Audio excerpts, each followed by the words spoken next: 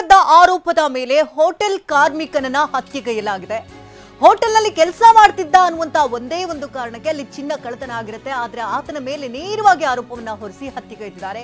ಕಾರ್ಮಿಕನನ್ನ ಕೂಡಿ ಹಾಕಿ ಟಾರ್ಚರ್ ಕೊಟ್ಟು ಇಲ್ಲಿ ಕೊಲೆಗೈಯಲಾಗಿದೆ. ಬೆಳಗಾವಿ ಜಿಲ್ಲೆಯ ಖಾನಾಪುರ ನಗರದಲ್ಲಿರುವಂತಹ ಅಮಾನವೀಯ ಘಟನೆ ಇದು. ಖಾನಾಪುರ ಹೊರವಲಯದ ಸ್ವರಾಜ್ ಹೋಟೆಲ್ನಲ್ಲಿ ಈ ರೀತಿಯ ಕೃತ್ಯ ನಡೆಸಲಾಗಿದೆ. ದೃಶ್ಯಗಳಲ್ಲಿ ನೋಡ್ತಾ ಇದ್ದೀರಿ, ಇದೇ ವ್ಯಕ್ತಿ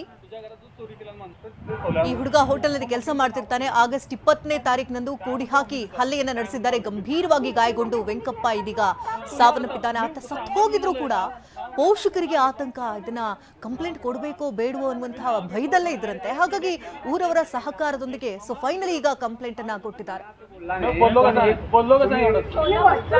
वस्तू गेले कारण त्यांना तसं सांगितलं काळी पिशवी आम्ही इथनं घेऊन गेलो सोडशील